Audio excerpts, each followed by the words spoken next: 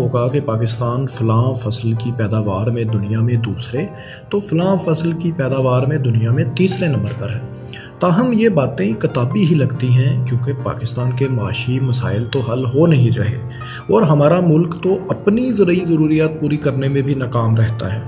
حالات اس قدر خراب ہیں کہ پاکستان کے 8 سے 10 ارب ڈالر تو ہر سال کھانے کا تیل درآمد کرنے میں ہی لگ جاتے ہیں، لیکن پاکستان 3 فصلیں کاشت کر لے تو نہ صرف یہ درآمدات ختم ہو جائے گی بلکہ برآمدات میں بھی اضافہ ہو سکے گا اور قیمتی زر مبادلہ حاصل ہوگا۔ یہی نہیں، ایک فصل تو ایسی بھی ہم آپ کو آج کی اس ویڈیو میں بتائیں گے جو واقعی پاکستان کی تقدیر بدل سکتی ہے اور پاکستان کے لیے 25 سے 30 ارب ڈالر کما کے دے سکتی ہے۔ اس سے نہ صرف ملک کا فائدہ ہوگا بلکہ کسان بھی خوشحال ہوگا۔ تو دوستو، آئیے ان تمام فصلوں کے بارے میں آپ کو بتاتے ہیں۔ تو جناب، سب سے پہلے بات کرتے ہیں زیتون کی۔ یہ وہ پودا ہے جس کا ذکر قرآن پاک میں بھی ہے اور جس کی اللہ کریم نے قسم تک کھائی ہے۔ یہ پودا اتنی برکت والا ہے کہ یہ کوئی چند سال نہیں بلکہ سینکڑوں سال تک فصل دیتا رہتا ہے۔ بعض ماہرین تو یہاں تک کہتے ہیں کہ زیتون کا پودا لگائیں اور 1000 سال تک اس کا پھل کھائیں۔ پاکستان میں خیبر پختونخوا، بلوچستان، پوٹھوہار، چولستان، جنوبی پنجاب اور حتیٰ کہ وسطی پنجاب میں بھی زیتون کی کاشت کے لیے انتہائی موزوں آب و ہوا اور زمین موجود ہے، لیکن آج تک ہم قدرت کی اس سہولت سے بھرپور فائدہ نہیں اٹھا سکے۔ زیتون کا پودا کم پانی والے علاقوں میں بھی خوب پھلتا پھولتا ہے۔ عام طور پر یہ پودا 3 سال بعد پھل دینا شروع کرتا ہے اور جیسے جیسے اس کی عمر بڑھتی ہے اس کا پھل بھی زیادہ ہوتا چلا جاتا ہے۔ بہت اچھی دیکھ بھال ہو تو ایک پودے سے 60 کلو گرام تک پھل بھی حاصل کیا جا سکتا ہے، لیکن اوسطاً ایک درخت سے 30 کلو گرام تک ہی پیداوار حاصل ہوتی ہے۔ عام طور پر 100 کلو پھل میں سے 20 سے 25 لیٹر تک تیل نکل آتا ہے اور زیتون کے تیل کی مختلف اقسام کی قیمت ہزاروں روپے فی لیٹر تک ہوتی ہے۔ اگر آج کل کے حساب سے 1 ایکڑ سے ہونے والی گندم کی آمدن سے موازنہ کریں تو زیتون کی کاشت سے کسان اس کی نسبت 20 سے 25 گنا زیادہ کما سکتے ہیں۔ زیتون کے پتوں کا نہ صرف قہوہ مارکیٹ میں فروخت کیا جاتا ہے بلکہ اس کے پھل کو مختلف کھانوں کی تیاری میں بھی استعمال کیا جاتا ہے۔ جنگلی زیتون بلوچستان میں جانوروں کا چارہ بھی بنتا ہے، جبکہ اس کی لکڑی مقامی آبادی ایندھن کے طور پر استعمال کرتی ہے۔ پاکستان میں اٹلی، ترکی اور اسپین سے زیتون کے پودے لا کر کاشت کیے گئے ہیں۔ اس وقت دنیا میں اسپین زیتون کی پیداوار کے لحاظ سے پہلے، یونان دوسرے اور اٹلی تیسرے نمبر پر ہے۔ ترکی، تیونس، مراکش، شام اور الجیریا بھی ٹاپ 10 ممالک میں شامل ہیں۔ اچھی خبر یہ ہے کہ پاکستان اولیو کونسل کا مستقل ممبر بن چکا ہے اور اگر ہم اپنا فوکس زیتون کی کاشت پر کر لیں تو پاکستان آنے والے 10-12 برسوں میں زیتون کی پیداوار حاصل کرنے والے ٹاپ 10 ممالک کی فہرست میں بھی آ سکتا ہے۔ زیتون کے بعد بات کرتے ہیں ایک اور ایسی فصل کی جو پاکستان میں بآسانی کاشت ہو سکتی ہے اور پاکستان کا امپورٹ بل کم کرنے کا باعث بھی بن سکتی ہے۔ دوستو، یہ فصل ہے پام کی۔ ماہرین زراعت نے پاکستان کو پام ٹریز کی کاشت کے لیے انتہائی موزوں قرار دیا ہے۔ اس وقت دنیا کی کل پیداوار کا 80% پام آئل صرف انڈونیشیا اور ملائیشیا ہی پیدا کرتے ہیں، لیکن پاکستان بہتر آب و ہوا کی وجہ سے اپنی ضروریات پوری کرنے کی مکمل صلاحیت رکھتا ہے۔ چین، بھارت، انڈونیشیا اور ملائیشیا کے بعد سب سے زیادہ پام آئل پاکستان میں استعمال کیا جاتا ہے۔ آپ کو یہ جان کر حیرت ہوگی کہ پاکستان 1950 اور 60 کی دہائی میں ملائیشیا کو پام ٹریز کی کاشت کے لیے مدد بھی فراہم کرتا رہا ہے۔ یہی نہیں، 1980 میں ملائیشیا میں پام ٹریز کا انقلاب لانے والے ڈاکٹر رحمان کا تعلق بھی پاکستان ہی سے ہے۔ پاکستانی ماہرین کے مطابق سندھ اور بلوچستان میں 5 لاکھ ایکڑ رقبے پر پام ٹریز کی کاشت ہو سکتی ہے۔ پاکستان ایسا کر لے تو نہ صرف یہاں روزگار کے مواقع پیدا ہوں گے بلکہ پاکستان کو بڑی مقدار میں تیل درآمد بھی نہیں کرنا پڑے گا۔ زیتون کے برعکس پام ٹریز ان علاقوں میں اگتے ہیں جہاں پانی وافر مقدار میں پایا جاتا ہے۔ اس کے پودے بھی چوتھے سال میں جا کر فصل دینا شروع کرتے ہیں۔ एक दरख्त से 20 से 25 किलो फल हासिल होता है और 1 एकड़ पर ये दरख्त लगाकर गंदम के मुकाबले में 5 से 6 गुना ज़्यादा मुनाफा कमाया जा सकता है।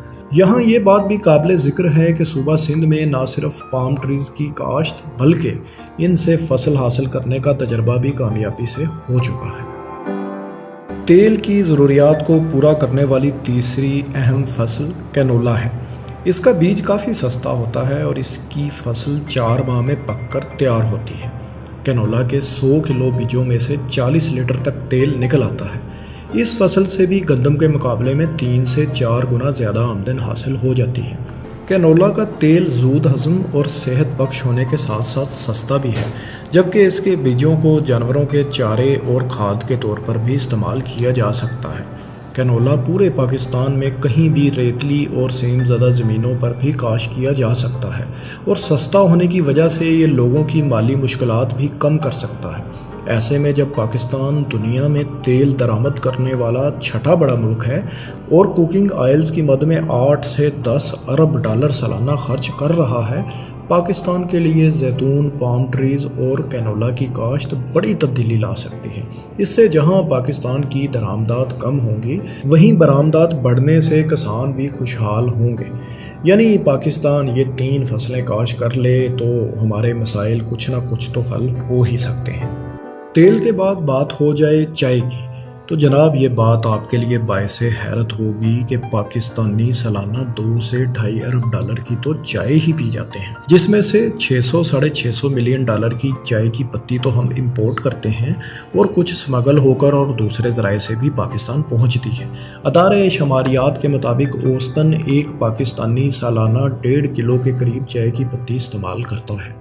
दूसरी जानब अक़वाम मुत्तहिदा के इदारा बराए खुराक की एक रिपोर्ट है कि पाकिस्तान का शुमार दुनिया के उन पहले 5 ममालिक में होता है जो चाय ज़्यादा इस्तेमाल करते हैं। पाकिस्तान अपनी ज़रूरियात को 100% तक मकामी ज़राए से पूरा करने की सलाहियत रखता है, लेकिन हमारे मुल्क में आज तक इस पर कोई ख़ास तवज्जो नहीं दी गई। पाकिस्तान में चाय की काश्त यूँ तो 1958 से जारी है, लेकिन 1986 में national T and high value crops and research institute का क़याम अमल में लाया गया, जिसने शिंक्यारी में चाय की काश्त के लिए 50 एकड़ ज़मीन को मुंतखब किया, जो कि बाद में कम होकर महज 20 एकड़ रह गई। एक अंदाजे के मुताबिक चाय का पौधा 3 से 4 साल में फसल देना शुरू कर देता है और इसके पौधे से 200 साल तक पैदावार हासिल की जा सकती है। माहिरीन का कहना है कि पाकिस्तान में 1.5 लाख एकड़ अराजी पर चाय काश्त करके मकामी ज़रूरियात पूरी की जा सकती हैं, जबकि पाकिस्तान में चाय की काश्त के लिए सबसे मौजूद तरीन इलाके खैबर पख्तूनख्वा और आज़ाद कश्मीर है। पाकिस्तान में चाय की करीब 10 इकसाम काश्त की जा रही हैं और अच्छी बात यह है कि मुनासिब आबो हवा की वजह से हमारी चाय का मेयार भी बहुत अच्छा है।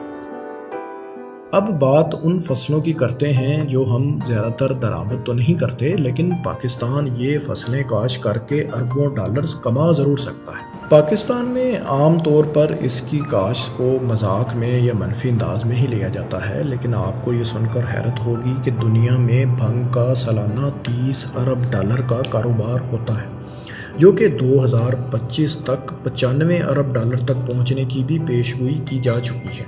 ताहम इस कारोबार में पाकिस्तान का हिस्सा आटे में नमक के बराबर भी नहीं है। हालांकि पाकिस्तान का मौसम भंग की काश्त के लिए भी मौजूद तरीन है। पाकिस्तान के कुछ इलाकों में किसानों ने भंग गैर कानूनी तौर पर काश्त करके इससे लाखों रुपए सालाना कमाए भी हैं, लेकिन अब हुकूमत ने भंग को कानूनी शक्ल देकर इसकी ऐसी इकसाम को काश्त करने का प्रोग्राम बनाया है जिनकी दुनिया भर में मांग है।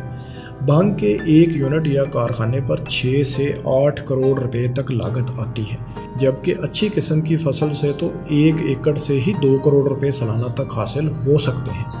यानी 3 से 4 साल में ही यूनिट का भी खर्चा पूरा और आमदन भी करोड़ों में। भांग के यूनिट में इसकी काश्त से लेकर इसकी प्रोसेसिंग तक के तमाम मराहल की मशीनरी शामिल होती है। भांग से मुख्तलिफ अद्वियात में इस्तेमाल होने वाला एक कीमती तेल भी हासिल होता है जिसे CBD ऑयल कहते हैं, और ये दर्द का बेहतरीन इलाज है। आलमी मार्केट में 1 लीटर CBD ऑयल की कीमत $10,000 तक है। भांग की फसल 4 माह में तैयार हो जाती है और 1 एकड़ से हासिल होने वाले फल से 10 लीटर तक CBD ऑयल भी हासिल किया जा सकता है। اس تیل کی اچھی قیمت کی وجہ سے اس کو گرین گولڈ یعنی سبز سونا بھی کہا جاتا ہے۔ یہاں آپ کو یہ بھی بتا دیں کہ پاکستان میں بھنگ کی کاشت کا منصوبہ سرکاری طور پر 1950 میں بہاولپور میں شروع ہوا تھا، جو ناکام ہو گیا تھا۔ بھنگ سے ایک ریشہ حاصل کر کے اسے دھاگے کی شکل دی جاتی ہے جو پینٹس میں استعمال ہوتا ہے۔ بھنگ کے پودے کی کمزور سی لکڑی بھی کافی فائدہ مند ہے، جبکہ اس پودے میں فائبر کی بھی بڑی مقدار پائی جاتی ہے۔ اب بات ہو جائے زعفران کی۔ زعفران ایک نہایت اہم جڑی بوٹی اور قیمتی